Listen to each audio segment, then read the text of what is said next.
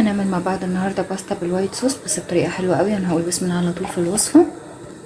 عندي هنا صدور فراخ كامله، مش بانيه يعني، مش شرايح رفيعه. انا عامله لها كده فتحات بالسكينه بس مش للاخر عشان ما تتقطعش مني. وهحط عليها شويه توم باودر وبصل باودر وفلفل اسود وشويه ملح، بس ما زودش قوي علشان خاطر لسه هحط شوربه، والشوربه هتكون فيها ملح. انا هقلبها بس كده وهسيبها حوالي 10 دقايق في البهارات ديت. عندي هنا طاسه على النار فيها معلقه زبده ومعلقه زيت وفصين مستكه. هنزل كده بالفراخ تاخد صدمه من كل الجهات.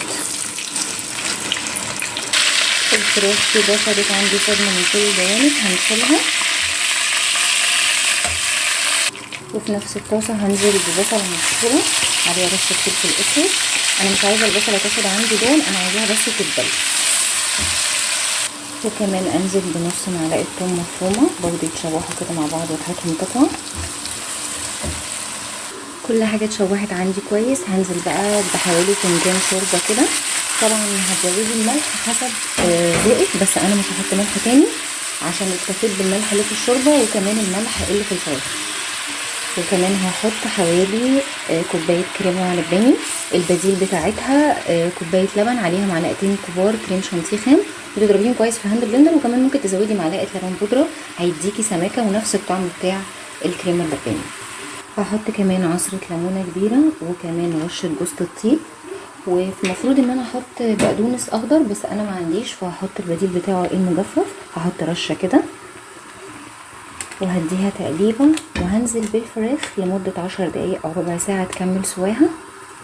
وفي الاثناء ديت هسلق مكرونه عشان احطها في الصوص اللي هيتبقى عندي.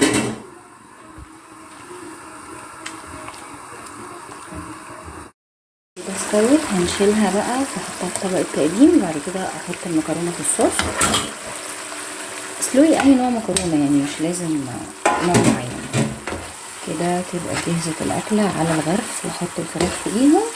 مش قادره اقول لكم بجد الريحه والطعم تحفه. كده تكون جاهزت معايا. عايزه اقول لكم بجد اتمنى ان انتوا تجربوها، ويا ريت تقولوا لي رايكم فيها ايه وسيبوا لي كومنت.